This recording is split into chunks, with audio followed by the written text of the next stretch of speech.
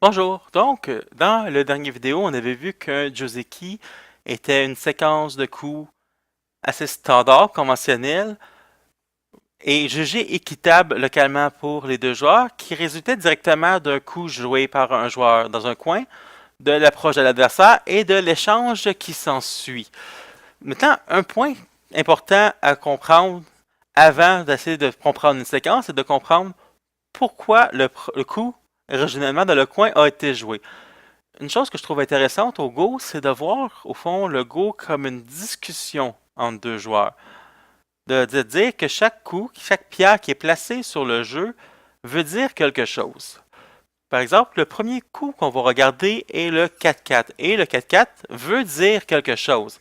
Ce que le 4-4 dit, mettons, à blanc dans cette situation-là, ça dit: Hey blanc, moi, je veux développer vers les côtés ou vers le centre. Et au fond, je me fous un peu du coin. Je veux pas nécessairement le coin. C'est pas ma priorité.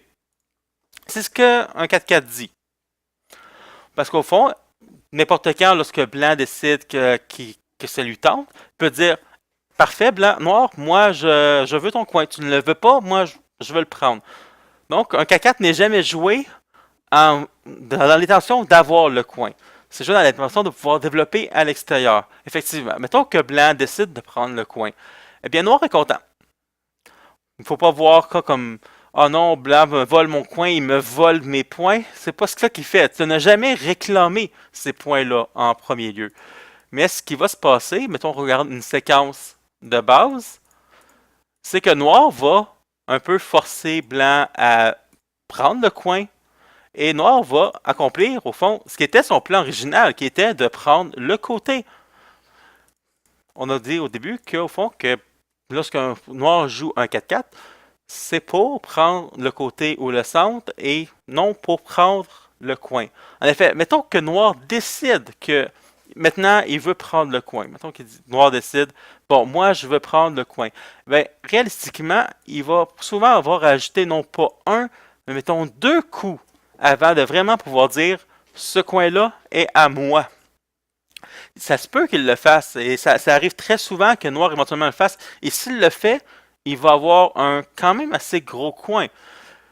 Mais c'est quand même un coin qui va devoir investir des coûts supplémentaires avant de prendre. Et c'était pas nécessairement son objectif premier.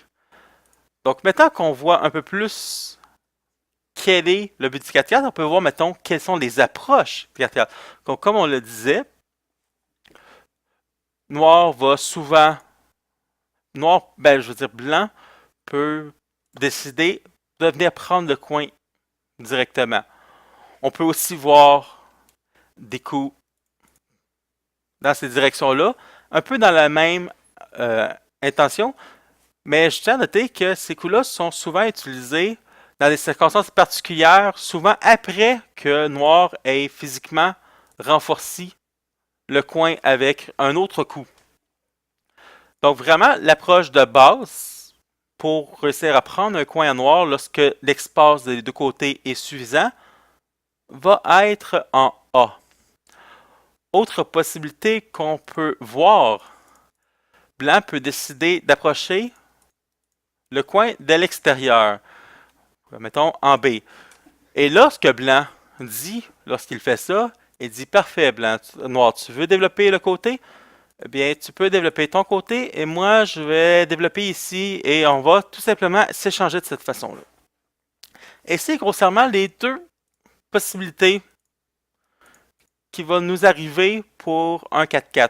Soit de prendre le coin ou de l'approcher de l'extérieur pour inciter Noir à défendre le côté et nous prendre le côté.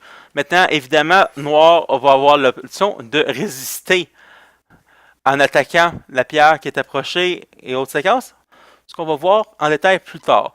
Dans la prochaine vidéo, on va commencer par simplement l'invasion du coin. Donc, on se revoit lors de la prochaine vidéo.